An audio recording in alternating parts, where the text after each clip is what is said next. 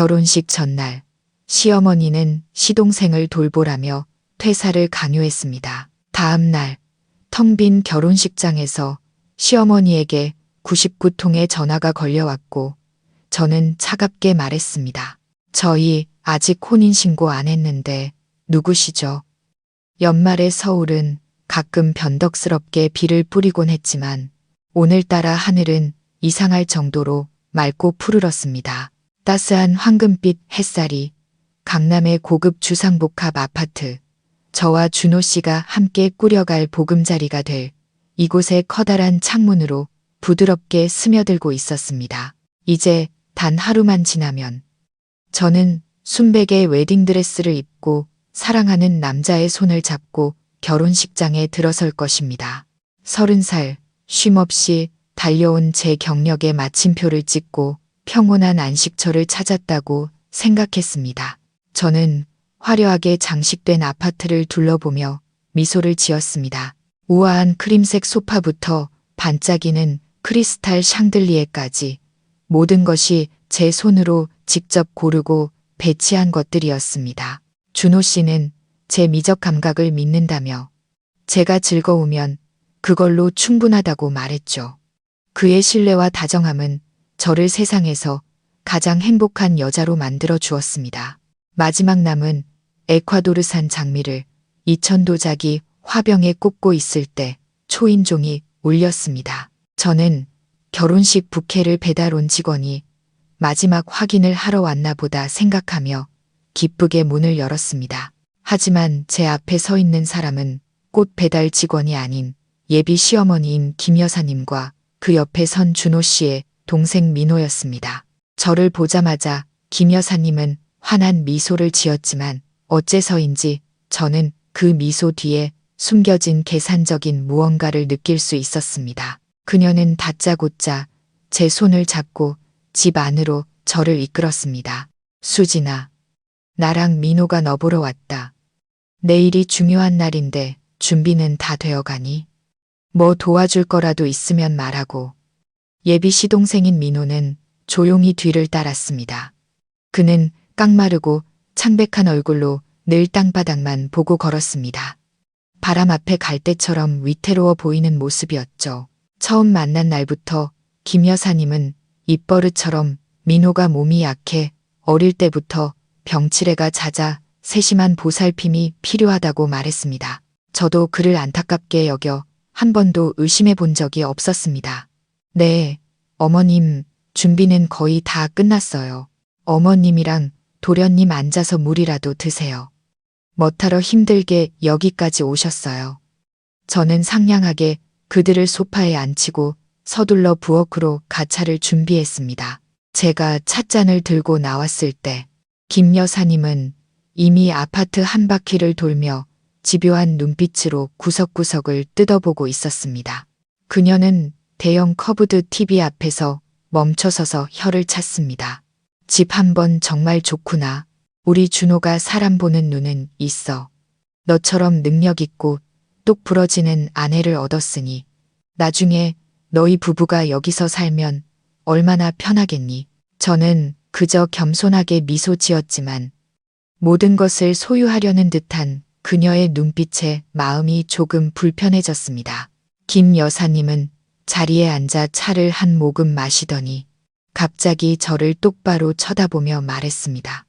목소리는 더 이상 처음의 상냥함이 사라지고 이상할 정도로 진지해져 있었습니다. 그녀는 한쪽 구석에 몸을 웅크리고 조용히 앉아있는 민호를 가리켰습니다. 수진아, 내가 너랑 상의할 게 좀 있다. 너도 보다시피 우리 민호가 몸이 약해서 힘든 일은 못해. 내일이면 너도 이 집 며느리가 되고 얘 형수가 되는 거잖니. 너희 부부는 이렇게 크고 좋은 집에 살면서 안정적인 직장도 있는데 쟤는 혼자 외롭게 지내는 걸 생각하니 내 마음이 찢어지는 것 같구나. 저는 무언가 잘못되어 가고 있음을 느끼기 시작했습니다. 여자의 직감은 이 대화가 결코 쉽지 않을 것임을 경고하고 있었습니다. 저는 찻잔을 내려놓고 조용히 귀를 기울였습니다. 김 여사님은 제 반응을 살피더니 마치 은혜를 베푸는 듯한 말투로 말을 이었습니다. 그러지 말고 결혼식 끝나면 회사에 사표 내는 게 어떻겠니? 네가 팀장이라 월급이 많은 건 알지만 여자가 뭐 그리 대단한 커리어가 필요하겠어? 집에 있으면서 남편 내조도 하고 집안일도 하고 또 민호 돌볼 시간도 생기잖니. 민호도 너희 부부랑 같이 살게 하자. 형수가 밥도 해주고 약도 챙겨주면 나도 마음이 놓일 것 같구나. 내 생각 어떠니? 온 집안이 순간 숨 막히는 정적에 휩싸였습니다. 벽에 걸린 시계의 초침 소리마저 들리는 듯했습니다. 김 여사님의 제안은 마치 한겨울에 얼굴에 끼얹는 찬물과도 같았습니다.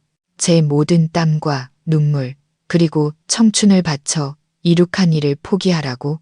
수많은 사람이 꿈꾸는 팀장 자리를 버리고 집에서 시동생을 돌보는 무급 가정부가 되라고? 정말이지 어처구니가 없었습니다. 그녀의 말에 담긴 비상식적이고 뻔뻔함에 제 안에서 분노가 서서히 타오르기 시작했습니다. 저는 몇 초간 얼어붙었습니다. 김 여사님의 말 한마디 한마디가 비수처럼 제 자존심에 꽂혔습니다. 저는 그녀를 보고 다시 민호를 보았습니다. 그는 여전히 고개를 숙이고 있었지만 입꼬리가 거의 알아챌 수 없을 정도로 살짝 올라가 있는 것을 보았습니다. 승리자의 미소였죠. 그렇구나. 저 병약한 모습은 전부 연기였고 이 모자는 저를 함정에 빠뜨리기 위해 함께 이 연극을 꾸민 것이었습니다. 순간 벌떡 일어나 그들의 얼굴에 대고 제 모든 분노를 쏟아내고 싶었습니다. 하지만 이성이 저를 붙잡았습니다.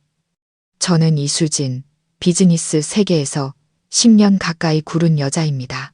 이런 파렴치한 인간들을 상대로 감정적으로 맞서 싸우는 것은 저만 피곤하게 만들 뿐 아무것도 해결하지 못한다는 것을 잘 알고 있었습니다. 오히려 그들에게 시집 오기도 전에 시어머니에게 대든다는 억울한 누명을 쓸 빌미만 제공할 뿐이었죠.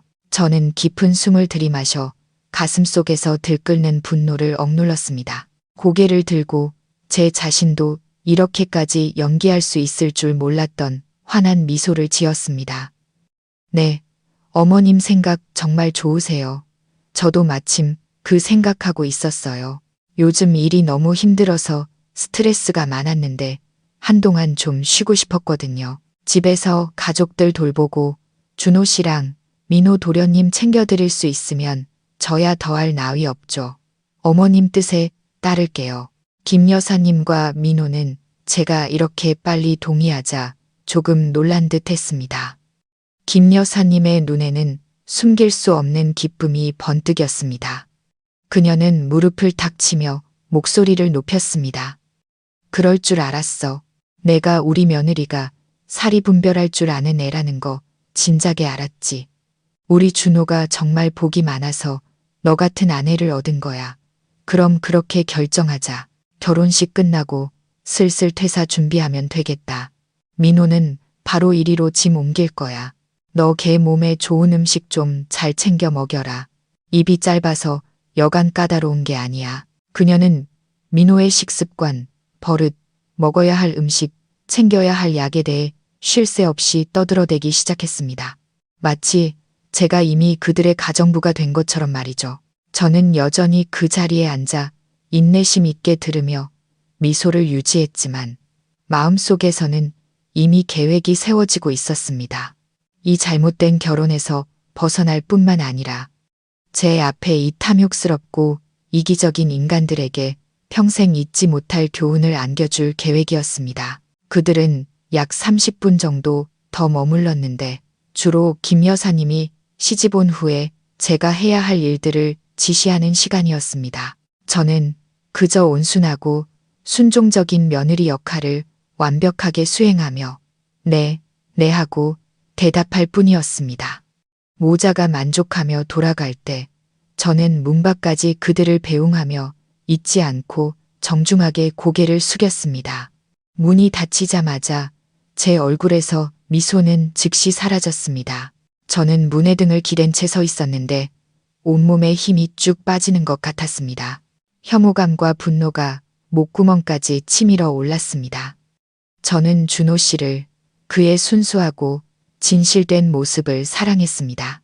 하지만 이제 와 깨달으니 그 순수함은 사실 나약함에 불과했습니다. 그는 어머니의 계획을 분명히 알고 있었지만 침묵으로 일관하며 그녀가 제 인생을 마음대로 재단하도록 내버려 둔 것입니다. 그의 사랑이란 것도 결국 그 정도 가치밖에 되지 않았던 거죠. 저는 침실로 들어가 옷장을 열었습니다. 순백의 웨딩드레스가 보호 커버에 쌓여 소중하게 걸려 있었습니다. 오늘 아침까지만 해도 저는 온갖 기쁨과 희망을 품고 이 드레스를 바라보았습니다. 하지만 지금 제 눈에 비친 그것은 거대한 거짓의 상징일 뿐이었습니다. 이 결혼은 절대로 이루어질 수 없습니다. 저는 이런 가족 안에서 제 인생을 묻어버릴 수 없습니다. 하지만 그저 취소하는 것만으로는 부족합니다. 저는 그들의 탐욕과 더러운 계산에 대한 대가를 치르게 해야만 했습니다. 분노가 가라앉아 차가울 정도로 침착해졌습니다. 저는 화장대 의자에 앉아 거울 속 제 얼굴을 들여다보았습니다.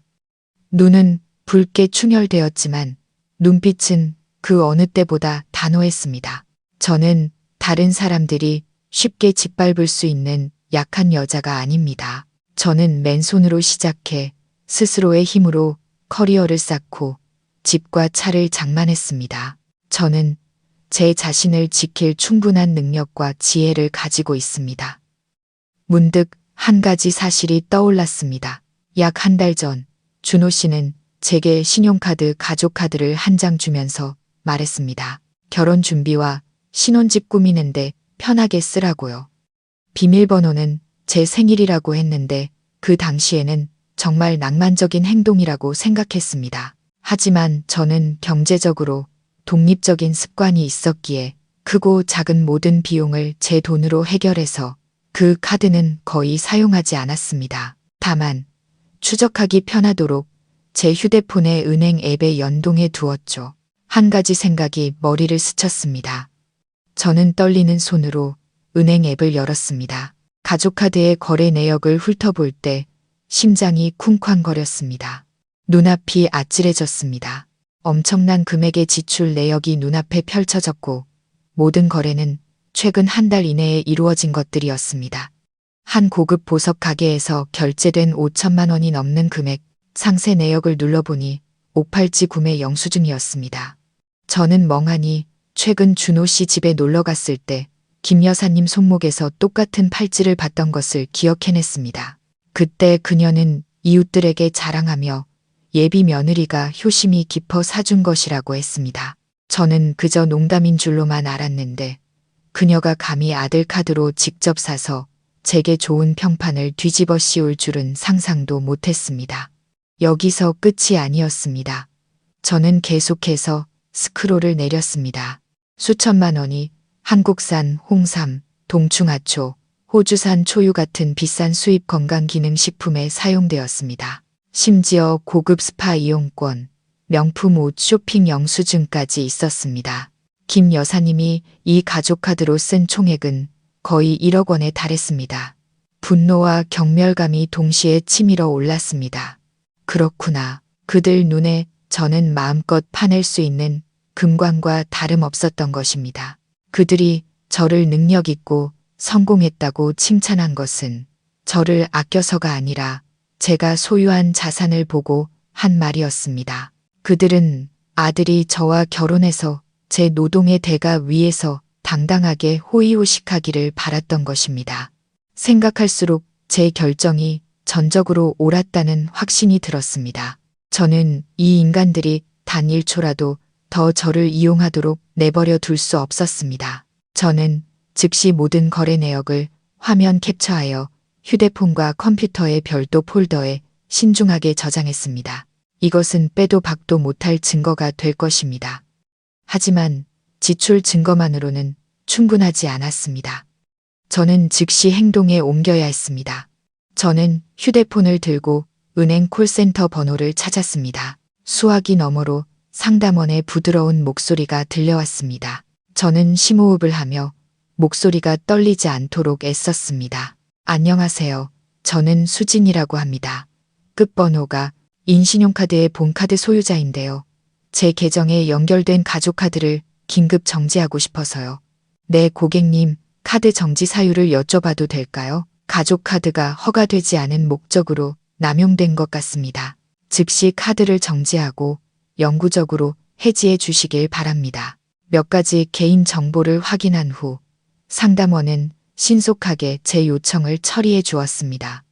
네, 고객님. 가족카드가 성공적으로 정지되었습니다. 전화를 끊고 나니 무거운 짐을 하나 덜어낸 기분이었습니다. 이것은 제 계획의 첫 단계에 불과했습니다. 다음 단계는 이 결혼을 단호하게 취소하고 그들이 매달리거나 말을 바꿀 어떤 기회도 주지 않는 것이었습니다. 카드를 정지시킨 후 저는 조금도 망설이지 않고 우리가 예약금을 걸어둔 웨딩홀의 매니저에게 전화를 걸었습니다.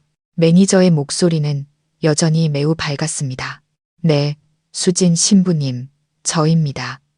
내일 예식을 위해 어떤 도움이 필요하신가요? 저는 침착하게 대답했습니다. 안녕하세요, 매니저님. 저 수진입니다. 내일 예식장을 예약했던 사람인데요. 결혼식을 전부 취소하려고 전화드렸습니다. 수화기 너머는 몇 초간 침묵이 흘렀습니다. 아마도 그는 너무 충격을 받은 모양이었습니다. 네, 뭐라고요? 결혼식을 취소하신다고요? 하지만 신부님, 모든 준비가 다 끝났습니다. 청첩장도 다 보냈고요. 알고 있습니다. 불편을 드려 정말 죄송합니다.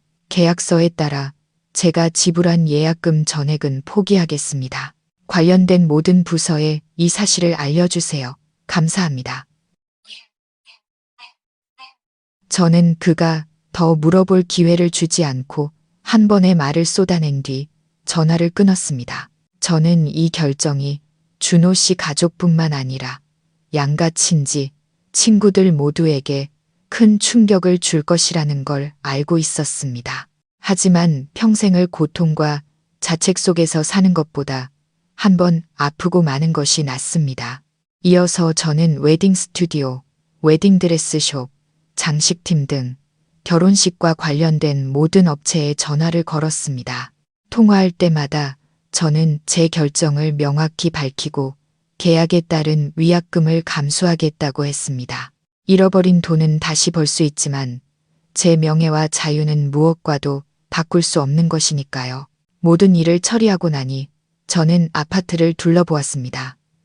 몇 시간 전만 해도 제 자부심과 희망이었던 이 공간이 이제는 낯설고 숨 막히는 느낌을 주었습니다. 저는 단 1분도 더 이곳에 머물 수 없었습니다. 저는 옷장에서 큰 여행 가방을 꺼내 제 개인 짐을 챙기기 시작했습니다. 꼭 필요한 것들만 챙겼습니다. 옷, 신분증, 노트북, 그리고 준호 씨와 관련 없는 몇 가지 기념품들, 우리가 함께 샀던 물건들, 그가 제게 선물했던 것들은 모두 남겨두었습니다. 저는 이 거짓된 사랑을 떠올리게 하는 어떤 것도 가지고 가고 싶지 않았습니다. 화장대 서랍을 정리하다가 제 손이 붉은 벨벳 상자 앞에서 멈췄습니다. 안에는 준호 씨가 제게 주었던 청혼 반지가 있었습니다.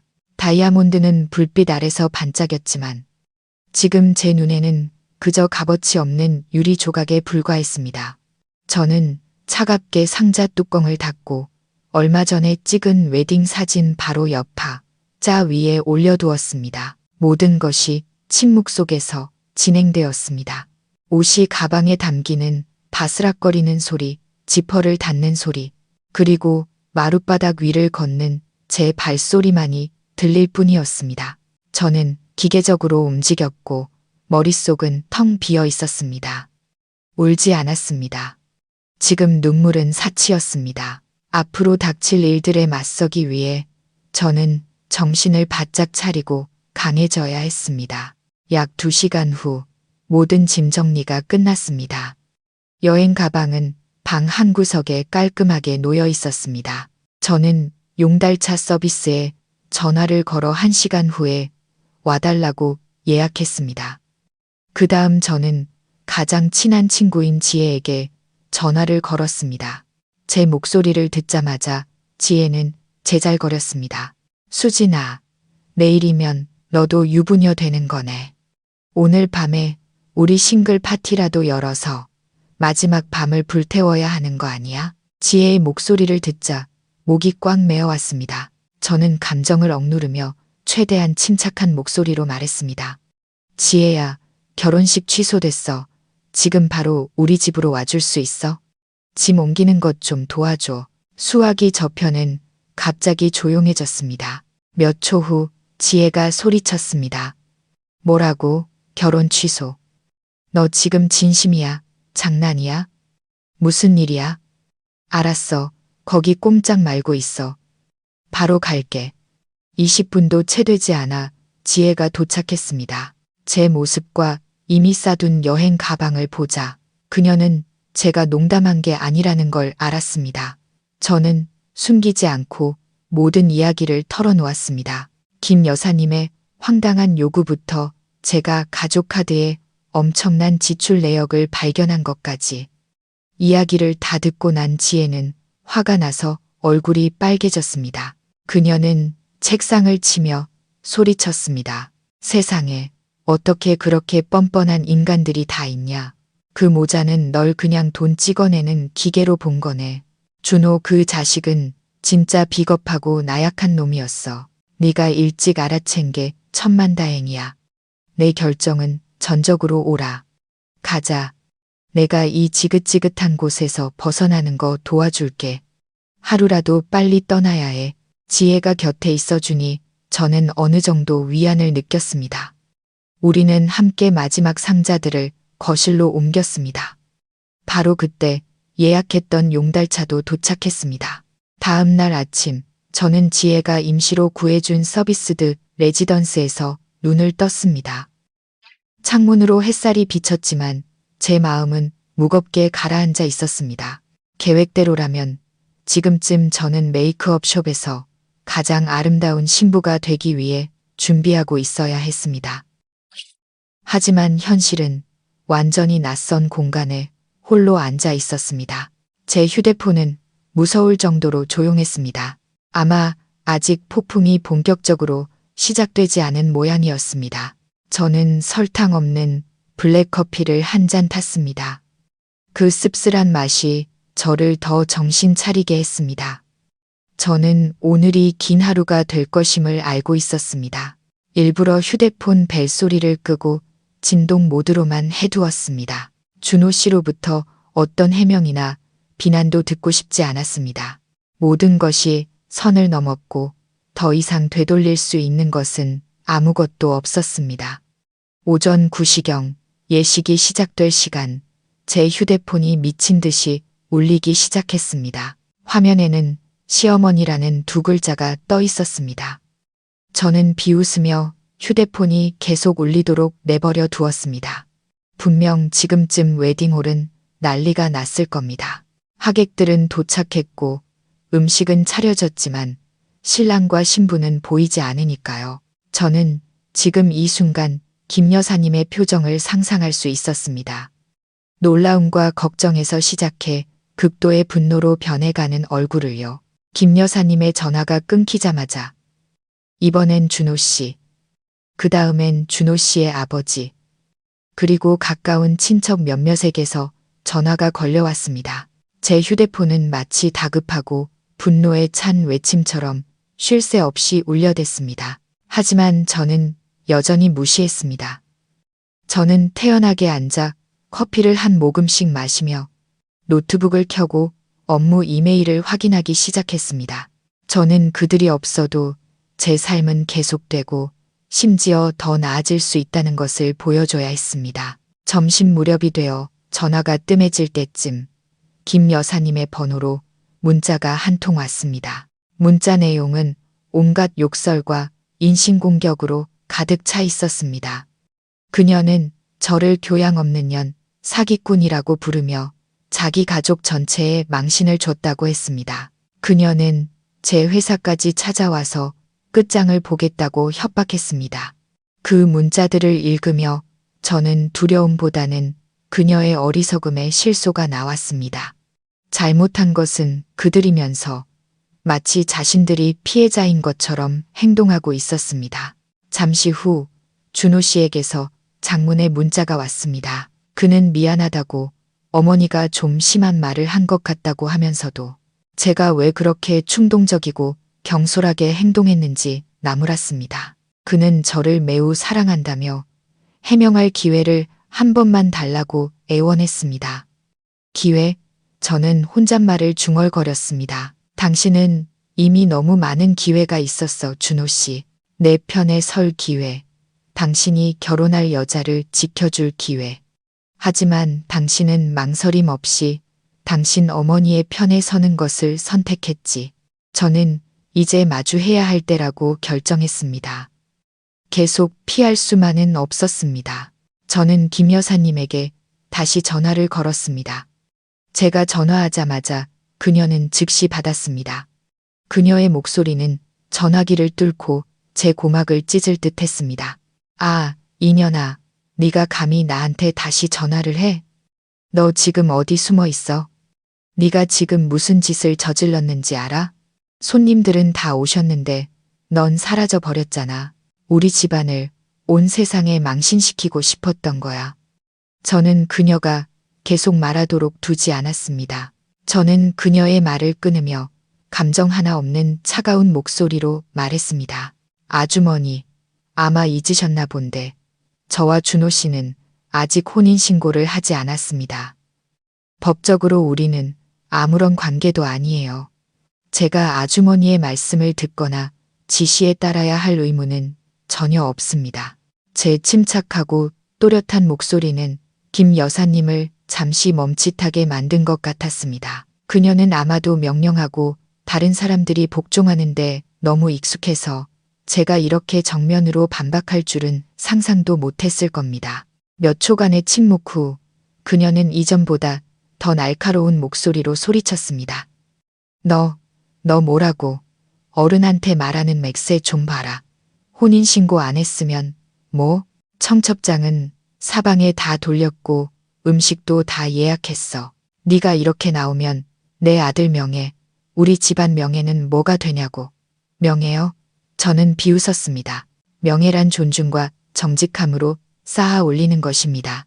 아주머니는 제게 시동생을 수발들기 위해 제 경력을 포기하라고 요구하셨습니다. 그게 존중인가요? 아주머니는 아드님 명의지만 제 이름으로 발급된 카드를 몰래 사용해서 개인적인 사치를 위해 수억 원을 낭비하셨습니다. 그게 정직한 건가요?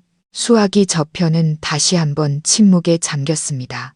저는 그녀의 약점을 정확히 찔렀다는 것을 알았습니다. 저는 여전히 차가운 목소리로 말을 이었습니다. 저는 모든 거래 내역을 저장해 두었습니다. 5천만 원이 넘는 옷 팔찌, 비싼 건강기능식품들, 고급 스파 이용 내역까지 증거는 충분합니다. 이 모든 걸 아주머니의 친척, 친구분들께 공개해 드릴까요? 이번에는 김 여사님이 더 이상 소리치지 못했습니다. 그녀의 목소리는 떨리며 더듬거렸습니다. 내가 그걸 어떻게, 준호가 너한테 카드를 줬으니 너한테 책임이 있는 거 아니야. 제 책임에 아주머니의 사치스러운 생활비를 대주는 건 포함되어 있지 않습니다. 더 이상 아주머니와 말씨름할 시간 없네요. 결혼 이야기는 여기서 끝난 걸로 하죠. 재정 문제도 준호 씨와 곧 연락해서 깔끔하게 정리하겠습니다. 그럼 이만. 저는 그녀가 더 이상 어떤 말도 할 기회를 주지 않고 즉시 전화를 끊었습니다. 저는 의자에 털썩 주저앉아 긴 한숨을 내쉬었습니다. 첫 번째 정면 대결에서는 제가 이겼지만 이것은 시작에 불과하다는 것을 알고 있었습니다. 김 여사님 같은 사람은 절대 쉽게 포기하지 않을 테니까요. 제 예상대로 불과 몇 분 후 준호 씨에게서 전화가 왔습니다. 그의 목소리는 지치고 혼란스러워 보였습니다. 수진아, 지금 어디야? 왜 그랬어? 무슨 일 있었으면 나한테 한마디라도 했어야지. 당신한테 말해서 뭐 하게요? 당신 어머니는 좋은 뜻으로 그런 거다. 아니면 어머니는 연세가 많으시니 내가 이해해라. 또 그 소리나 했겠죠. 당신 어머니의 이기심을 이해해 주는 것도 이제 지긋지긋해요. 수진아, 그러지 마. 어머니는 그냥 민호 걱정돼서 그러신 거야. 너도 걔 어릴 때부터 몸 약한 거 알잖아. 그 말을 듣자 저는 더 이상 참을 수 없었습니다. 저는 쓰라리고 비꼬는 듯한 웃음을 터뜨렸습니다. 몸이 약하다고? 준호 씨, 언제까지 저를 속이고 당신 자신까지 속일 셈이에요. 제 웃음소리에 수화기 저편의 준호 씨는 당황한 듯 했습니다. 그는 더듬거리며 말했습니다. 그게 무슨 소리야? 민호 몸 안 좋은 건 우리 가족 다 아는 사실인데, 그래요? 그럼 당신의 그 병약한 동생이 지난주에 친구들이랑 한라산 등반할 힘은 어디서 났는지 설명 좀 해보실래요? SNS에 자랑스럽게 인증샷까지 올렸던데 제가 그 사진 보내드릴까요? 사실 어제 김 여사님 모자가 떠난 후 증거를 수집하던 중 저는 소셜미디어에서 민호의 이름을 검색해 보았고 실망하지 않았습니다. 그의 개인 페이지에는 아무것도 없었지만 친구들이 태그한 사진 속에서 민호는 완전히 건강하고 심지어 건장해 보이기까지 하는 청년이었습니다. 그는 축구, 수영부터 등산까지 온갖 스포츠 활동에 참여하고 있었습니다. 한라산 정상에서 환하게 웃고 있는 그의 사진은 그와 그의 어머니가 꾸민 병약한 연극에 대한 가장 확실한 증거였습니다. 수화기 저편은 무섭도록 조용해졌습니다. 그의 가족 전체가 필사적으로 숨기려 했던 비밀이 제게 가차없이 폭로되었을 때 준호 씨의 경악한 표정을 상상할 수 있었습니다. 저는 계속했습니다. 목소리는 더욱 날카로워졌습니다. 그는 아픈 게 아니에요, 준호 씨. 그는 그저 게으르고 일하기 싫어서 남에게 기대고 싶을 뿐이에요. 그리고 당신을 포함한 당신, 가족 모두가 그 게으름을 감싸줬죠. 심지어 그를 위해 제 인생 전부를 희생시키려고까지 했고요. 그게 옳다고 생각해요, 준호 씨. 수진아, 나는 몰랐어. 정말이야. 엄마랑 민호가 나한테 숨겼어. 거짓말 그만해요. 저는 더 이상 평정심을 유지하지 못하고 소리쳤습니다. 당신은 그들과 한 집에 살면서 아무것도 몰랐다고요. 아니면 알면서도 모른 척한 거겠죠. 당신은 어머니 말씀에 거역하지 못하는 효자 아들이니까요. 아니면 당신도 나처럼 경제적 조건이 좋은 아내를 얻었으니 그녀가 시댁 식구들까지 책임지는 건 당연하다고 생각했나요? 제 말은 비수처럼 준호 씨의 자존심을 찔렀습니다. 그는 침묵했습니다. 그의 침묵이야말로 가장 확실한 대답이었습니다. 그는 모든 것을 알고 있었습니다. 그는 어머니의 계획에 동참한 공범이었습니다.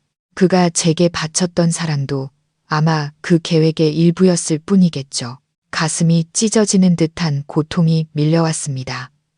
마음의 준비를 하고 있었지만 이 잔인한 진실과 마주하는 것은 여전히 상처가 되었습니다. 저는 이 남자를 사랑했고 그와 함께 인생의 마지막까지 함께하고 싶었습니다. 하지만 이제 남은 것은 실망과 경멸뿐이었습니다. 우리 정말 끝났어, 준호 씨. 제 목소리가 갈라졌습니다. 우리 사이에 더 이상 할 말은 없어. 당신 어머니가 쓴 1억 원 빚에 대해서는 제가 상세 내역서를 보내줄게요. 그 돈 갚을 준비나 해요. 그렇지 않으면 우리 법정에서 보게 될 거야. 말을 마치고 저는 전화를 끊었습니다. 더 이상 그의 목소리를 듣고 싶지 않았습니다. 모든 것이 너무나 명백해졌습니다. 이 싸움에서 저는 돈뿐만 아니라 제 자신을 위한 명예와 공정함까지 되찾을 것입니다. 준호 씨와의 통화 후 저는 한동안 멍하니 앉아 있었습니다. 고통과 실망감은 여전했지만 이성은 제게 무너지면 안 된다고 말하고 있었습니다. 저는 더 강해져야 했고 제 자신을 지키기 위해 더 많은 증거를 모아야 했습니다. 저는 은행 명세서를 다시 열어 모든 지출 항목을 하나하나 꼼꼼히 다시 검토했습니다. 사치스러운 쇼핑 외에도 몇 개의 낯선 계좌로 소액이 여러 번 이체된 것을 발견했습니다. 저는 이 모든 것을 화면 캡처하여 신중하게 표시해 두었습니다. 이 거래들에도 문제가 있다는 느낌이 들었습니다. 저는 다시 지혜에게 전화하기로 했습니다. 지금 그녀는 제가 믿고 의지할 수 있는 유일한 사람이었습니다. 지혜야, 내 도움이 한 번 더 필요해. 무슨 일인데 말만 해. 내 능력 안에서라면 뭐든지. 수화기 넘어 지혜의 목소리는 여전히 활기찼습니다. 명세서를 다시 확인해 봤는데 그 아줌마 카드에서 수상한 계좌 이체 내역이 몇 개 있어. 혹시 은행 쪽이나 정보 조사할 능력 있는 사람 알아? 이 계좌들 주인이 누군지 알고 싶어. 지혜는 잠시 생각하더니 대답했습니다. 내 사촌 오빠한테 한번 물어볼게. 사이버 보안팀에서 일하니까 아마 도와줄 수 있을 거야. 정보 나한테 보내줘. 걱정 마. 이 일은 조용히 처리할게. 정말 고마워, 지혜야. 친구 사이에 뭘. 근데 그쪽 집안은 지금 어때? 완전 벌집 쑤셔놓은 것 같겠지? 저는 한숨을 쉬며 지혜에게 김 여사님과 준호 씨와의 2번의 통화 내용과 제가 민호의 병약한 연극을 폭로한 이야기를 들려주었습니다. 지혜는 이야기를 듣고 다시 한번 분노했습니다. 진짜 온 가족이 사기꾼이네. 수진아, 너 정말 잘했어. 그런 인간들한테는 절대 봐주면 안 돼. 강하게 나가. 내 뒤에는 나랑 친구들이 있으니까. 지혜의 격려는 제게 더 큰 힘을 주었습니다. 그녀에게 의심스러운 계좌 정보를 보낸 후 저는 제가 가진 증거들을 정리하기 시작했습니다. 신용카드 거래 내역, 민호가 건강하다는 것을 증명하는 사진들, 김 여사님의 욕설과 협박이 담긴 문자 메시지. 저는 이 모든 것을 논리적이고 명확하게 정리하여 여러 안전한 곳에 여러 개의 사본으로 저장했습니다. 저는 이 싸움이 단지 돈을 돌려받는 것에서 끝나지 않을 것임을 알고 있었습니다. 김 여사님의 성격상 그녀는 절대로 저를 가만두지 않을 것입니다. 그녀는 협박했던 대로 제 회사에 와서 소란을 피울 수도 있었습니다. 저는 미리 대응 방안을 준비해야 했습니다. 저는 김 여사님 모자가 저희 집에 와서 황당한 요구를 했을 때부터 제가 부채를 발견하고 파혼을 결심하기까지의 모든 사건을 상세히 기술한 경위서를 미리 작성하기로 했습니다. 저는 모든 증거를 첨부하여 객관적으로 서술할 것입니다. 만약 그녀가 감히 회사에 와서 난동을 부린다면 저는 주저하지 않고 이 경위서를 경영진과 동료들에게 공개할 것입니다. 회사에서의 제 평판과 위치를 고려할 때 모두가 저를 믿어줄 것이라고 확신했습니다.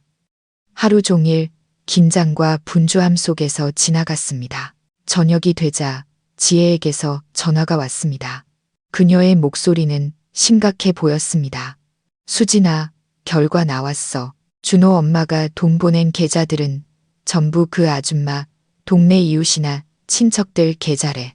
내 사촌 오빠가 좀 더 깊이 파봤는데 그 아줌마가 이 사람들한테 오래전에 돈을 빌리고 계속 갚지 않고 미루고 있었대. 아마 내 카드로 긁은 돈으로 빚 일부를 갚거나 아니면 그걸 빌미로 돈을 더 빌리려고 했던 것 같아. 지혜의 말을 듣고 저는 망연자실했습니다. 그 가족은 탐욕스러울 뿐만 아니라 빚더미에 빠져 있었던 것입니다. 제가 일을 그만두고 집에 있기를 원했던 것은 단지 수발들 사람이 필요해서가 아니라 제 재정을 완전히 통제하고 저를 그들의 빚을 갚는 도구로 만들려는 더 악랄한 음모였던 것입니다. 세상에 정말 믿을 수가 없어 저는 탄식했습니다. 그리고 한 가지 더 있어. 지혜가 말을 이었습니다. 그 아줌마가 동네방네 떠들고 다닌대. 네가 아주 못된 며느리라고 결혼하기도 전에 시댁 무시하고 흥청망청 돈 써서 자기 아들한테 빚더미만 남겨줬다고. 지금 널 이 사태의 원흉으로 만들려고 하고 있어. 분노가 치밀어 올랐습니다. 그들의 뻔뻔함은 제 인내의 한계를 넘어섰습니다. 좋아, 그렇게 더럽게 놀고 싶다면 나도 무자비하게 나가는 수밖에. 저는 이를 갈았습니다. 지혜야, 그 채권자들 연락처 좀 알아봐 줄 수 있어? 다음 날 아침 저는 무거운 마음과 동시에 굳은 결심을 하고 회사에 출근했습니다. 개인적인 일로 업무에 영향을 미치고 싶지는 않았지만 더 이상 이곳에 오래 머물 수 없다는 것도 알고 있었습니다. 김 여사님은 이곳에 와서 소란을 피우겠다고 협박했고 저는 제가 수년간 헌신한 곳을 난장판으로 만들고 싶지 않았습니다. 게다가 이 엉망진창인 상황을 깔끔하게 해결하기 위해서는 시간과 정신적 여유가 필요했습니다. 떠나는 것이 최선의 방법이었습니다. 저는 사무실에 들어가 사직서를 작성했습니다. 사유는 갑작스러운 집안일로 해결할 시간이 필요하다고 적었습니다. 부장님께서 매우 놀라시겠지만 저에게는 다른 선택지가 없었습니다. 사직서를 다 쓴 후 저는 직접 부장님실로 갔습니다. 박 부장님은 제가 매우 존경하는 상사였습니다. 제가 신입사원이던 시절부터 저를 이끌어 주셨습니다. 저를 보시자 그는 미소 지으며 말씀하셨습니다. 이 팀장, 들어와요. 무슨 급한 일이라도 있어요. 저는 사직서를 책상 위에 올려놓았습니다. 부장님, 드릴 말씀이 있습니다. 저 개인적인 사정으로 퇴사하게 되었습니다. 박 부장님의 얼굴에서 미소가 사라졌습니다. 그는 놀란 눈으로 저를 보다가 사직서로 시선을 옮겼습니다. 퇴사요? 왜 이렇게 갑자기? 이 팀장 지금 아주 잘하고 있잖아요. 회사에서는 내년에 이 팀장을 부사장으로 승진시킬 계획도 가지고 있었는데 그 말을 듣자 제 마음이 무겁게 가라앉았습니다. 그 자리는 제가 항상 노력해왔던 목표였습니다. 하지만 이제 저는 그것을 포기해야만 했습니다. 부장님의 신뢰에 감사드립니다. 하지만 정말 해결해야 할 개인적인 사정이 생겼습니다. 제 개인적인 일로 회사에 누를 끼치고 싶지 않습니다. 제 목소리가 잠겼습니다. 박 부장님은 한동안 저를 바라보았습니다. 그의 눈빛에는 이해심이 가득했습니다. 알겠어요. 이 팀장이 이미 결정했다면 존중해야지. 하지만 기억해요.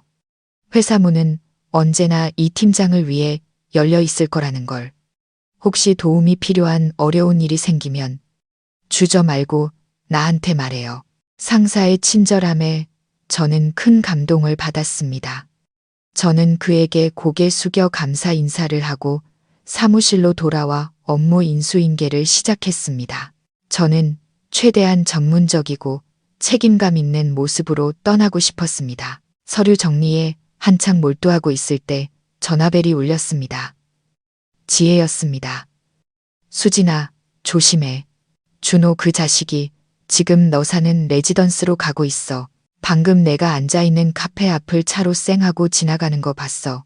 얼굴이 완전 살벌하던데 심장이 덜컥 내려앉았습니다. 저는 서둘러 제 소지품을 가방에 챙겨 넣었습니다. 알았어. 걱정 마. 내가 처리할 수 있어. 저는 급히 회사를 빠져나와 택시를 타고 레지던스로 향했습니다. 그가 도착하기 전에 제가 먼저 도착해야 했습니다. 복도나 문 앞에서 그와 마주쳐 이웃들의 이목을 끌고 싶지 않았습니다. 다행히 저는 제 시간에 도착했습니다. 문을 닫은 지 몇 분 지나지 않아 미친 듯이 다급하게 초인종을 누르는 소리가 들렸습니다. 그리고는 준호 씨의 고함과 함께 문을 쿵쿵 두드리는 소리가 들렸습니다. 수진아, 문 열어. 너 안에 있는 거 다 알아. 문 열고 나랑 얘기 좀 해. 저는 문 뒤에 꼼짝 않고 서 있었습니다. 심장이 마구 뛰었습니다. 그가 무서운 것은 아니었지만 이런 난폭한 행동이 혐오스러웠습니다. 이것이 내가 사랑했던 남자의 진짜 모습이란 말인가? 다정하고 진실되다는 건 전부 껍데기였나? 수진아, 문 안 열면 내가 부수고 들어갈 거야. 내 인내심 시험하지 마. 그는 계속해서 소리쳤고 문을 두드리는 소리는 점점 더 강해졌습니다. 저는 계속 침묵할 수 없다는 것을 알았습니다. 저는 용기를 내어 문을 통해 소리쳤습니다. 돌아가요, 준호 씨. 우리 사이에 더 이상 할 말은 없어요. 여기서 계속 소란 피우면 저 경비원 부를 거예요. 경비원? 내가 감히 경비원을 불러? 그는 비웃었습니다. 네가 파혼해서 우리 집안 망신시켜 놓고 이제 와서 경비원 불러서 날 쫓아내겠다고? 수진아, 너 정말 너무하는구나. 실랑이는 약 15분간 계속되었습니다. 그는 끊임없이 문을 두드리고 소리쳤습니다. 저는 이대로 가다가는 건물 경비원이 조만간 개입할 것이라는 걸 알았습니다. 제가 관리사무소에 전화하려던 바로 그때 두 번째 초인종 소리가 들렸습니다. 이번에는 여자의 목소리였습니다. 김 여사님의 익숙하지만 날카로운 목소리가 준호 씨의 문 두드리는 소리보다 더 시끄럽게 울려 퍼졌습니다. 이년아, 거기 숨어 있었구나. 당장 문 열어. 오늘 내가 너 버릇을 단단히 고쳐줘야겠다. 김 여사님의 등장은 불에 기름을 붓는 격이었습니다. 모자는 함께 문을 두드리며 복도가 떠나가라 소리 질렀습니다. 김 여사님의 목소리는 날카로웠고 온갖 독설과 상스러운 말로 가득했습니다. 그녀는 저뿐만 아니라 제 부모님까지 들먹이며 저희 집안이 자식 교육을 잘못 시켰다고 말했습니다. 피가 거꾸로 솟았습니다. 그들은 저를 모욕할 수는 있어도 제 가족을 건드려서는 안 됐습니다. 저는 더 이상 침묵하며 당하고만 있을 수 없다고 생각했습니다. 그들의 행동은 단순한 민사 분쟁의 범위를 넘어섰습니다. 그것은 공공질서 문란죄에 해당했습니다.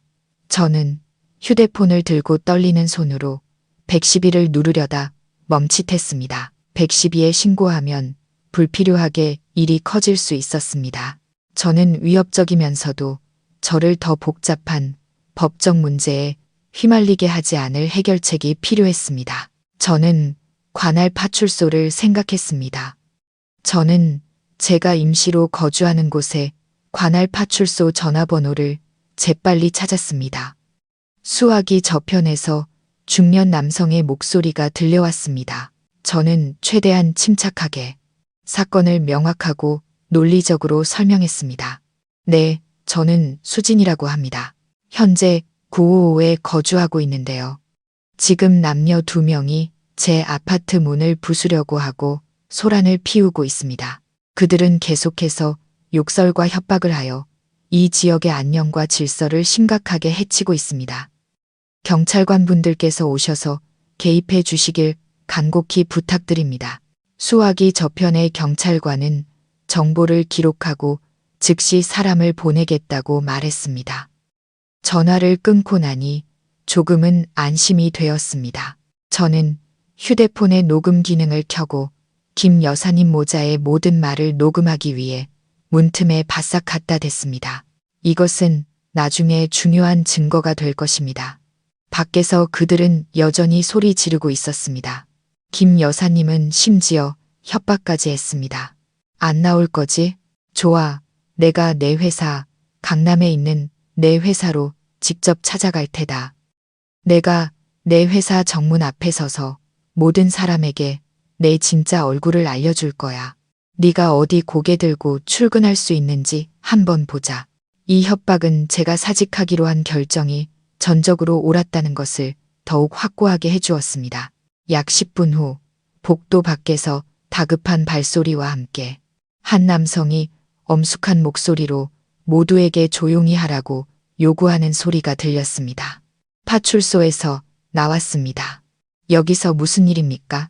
문을 두드리고 욕하던 소리가 뚝 그쳤습니다. 저는 김 여사님이 당황하며 설명하는 소리를 들었습니다. 경찰관님들, 아무것도 아닙니다. 그냥 집안일이에요. 며느리가 삐져서 저희가 들어오지 못하게 문을 잠가서요.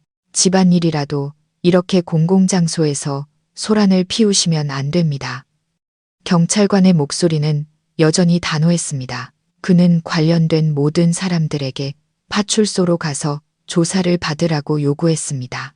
그 말을 듣고서야 저는 문을 열었습니다. 제 앞에는 2명의 경찰관이 위험 있는 모습으로 서 있었습니다. 한쪽에는 얼굴이 새하얗게 질린 김 여사님과 준호 씨가 움츠리고 서 있었습니다. 저를 보자마자 김 여사님은 달려들려 했지만 한 경찰관이 막아섰습니다. 무슨 일이든 파출소 가서 해결하십시오. 여기서 싸우시면 안 됩니다. 저는 고개를 끄덕이며 동의했습니다.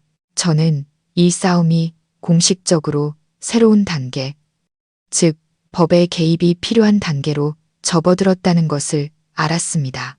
저는 침착하게 아파트 문을 잠그고 그들과 함께 파출소로 향했습니다. 파출소는 크지 않았지만 그곳의 분위기는 매우 엄숙했습니다. 우리는 작은 사무실로 안내되었습니다. 한 경찰관이 각자에게 사건의 전말을 진술서로 작성하라고 요구했습니다. 저는 처음부터 끝까지 더하거나 빼지 않고 명료하고 상세하게 작성했습니다. 김 여사님이 제게 퇴사를 요구한 일, 제가 신용카드 빚을 발견한 일, 파혼을 결정한 일, 그리고 마지막으로 그 모자가 제 집까지 찾아와 소란을 피우고 협박한 일까지 모두 적었습니다. 제가 녹음한 파일도 증거로 제출하는 것을 잊지 않았습니다. 한편 김 여사님 모자는 완전히 다른 이야기를 했습니다. 그들은 저를 허영심에 가득 찬 여자로 준호 씨가 집을 사주고 이것저것 꾸며주게 하려고 그의 감정을 이용한 사기꾼으로 둔갑시켰습니다. 그리고 결혼식이 임박하자 이유 없이 파혼하고 재산을 챙겨 달아나 준호 씨에게 빚더미를 남겼다고 주장했습니다. 그녀는 눈물을 흘리며 예비 며느리에게 억울하게 당한 불쌍한 어머니 역할을 완벽하게 연기했습니다. 그 뻔뻔한 거짓말을 들으며 저는 그저 침묵한 채 차가운 눈빛으로 그들의 연극을 지켜보았습니다. 저는 진실은 결국 밝혀질 것이라고 믿었습니다. 제가 가진 녹음 파일과 증거들이 모든 것을 말해줄 것이었습니다. 양측의 진술서를 모두 읽고 녹음 파일을 들은 후 50대로 보이는 파출소장님은 인자하지만 엄격한 표정으로 김 여사님 모자를 보며 고개를 저었습니다. 두 분과 아드님, 시민의 주거지에서 공공질서를 어지럽히는 행위는 위법입니다. 녹음 파일에는 두 분이 수진 씨에게 가한 협박과 모욕적인 언행이 명확하게 담겨 있습니다.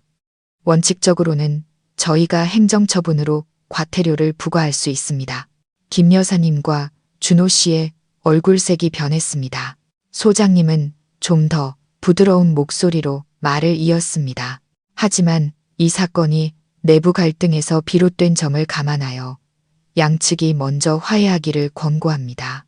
우선 재정 문제에 대해 수진 씨는 가족카드로부터 지출된 총 1억 3천만 원에 대한 명세서를 모두 가지고 있습니다. 자잘한 비용은 제외하고도요. 이 금액에 대해서는 가족분들이 수진 씨에게 변제할 책임이 있습니다. 김 여사님은 즉시 벌떡 일어났습니다. 우리가 왜 갚아야 해요? 카드는 내 아들이 걔한테 준 거고 걔가 안 썼으면 누가 썼겠어요? 아주머니 말씀은 틀렸습니다. 저는 침착하게 말했습니다. 그 카드는 비록 가족 카드이지만 제 이름과 신용으로 발급된 것입니다. 법적으로 최종 책임은 은행에 대해 제가 져야 합니다. 이 지출들은 모두 제 동의 없이 이루어졌습니다. 저는 충분한 증거를 가지고 있습니다. 논쟁은 격렬해지기 시작했습니다. 준호 씨는 침묵했고 김 여사님만이 완강하게 혐의를 부인했습니다. 긴장이 최고조에 달했을 때 처음부터 한쪽 구석에 조용히 앉아있던 민호가 갑자기 벌떡 일어났습니다. 그는 저를 손가락으로 가리키며 어머니 못지않은 날카로운 목소리로 소리쳤습니다. 누나가 뭔데 우리 엄마를 모함해. 우리 엄마는 누나 돈 안 썼어. 누나가 다 쓰고 엄마한테 뒤집어 씌우는 거잖아. 말을 마치고 그는 저를 향해 거칠게 달려들었습니다. 너무나 갑작스러워서 저는 한 걸음 뒤로 물러서는 것밖에 할 수 없었지만 민호는 이미 손을 휘둘러 저를 강하게 밀쳤습니다. 저는 비틀거리며 근처에 있던 탁자에 부딪혔습니다. 탁자 위에 있던 화병이 바닥으로 떨어져 산산조각 났습니다. 방 안에 있던 모든 사람들이 경악했습니다. 2명의 경찰관이 즉시 달려들어 민호를 제압했습니다. 소장님은 책상을 치며 크게 소리쳤습니다. 지금 뭐 하는 겁니까? 감히 파출소 안에서 사람을 폭행해요.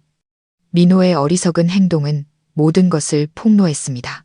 그의 병약하고 아픈 척하던 모습은 완전히 사라지고 대신 난폭하고 공격적인 모습이 드러났습니다. 그리고 더 중요한 것은 이 모든 행동이 사무실 안의 CCTV에 선명하게 녹화되었다는 것입니다. 민호의 폭력적인 행동은 상황을 완전히 바꿔놓았습니다. 파출소장님은 매우 엄격한 태도를 보였습니다. 그는 즉시 민호의 폭행 및 공공기물 파손 행위에 대한 조서를 작성하라고 지시했습니다. 김 여사님은 아들이 공경에 처한 것을 보고 허둥지둥 애원했습니다. 경찰관님들, 제 아들이 아직 어리고 철이 없어서 그럽니다. 제발 이번 한 번만 용서해 주세요. 엄마 걱정하는 마음에 순간적으로 생각 없이 행동한 거예요. 하지만 소장님은 흔들리지 않았습니다. 아주머니, 법은 철없는 것을 봐주지 않습니다.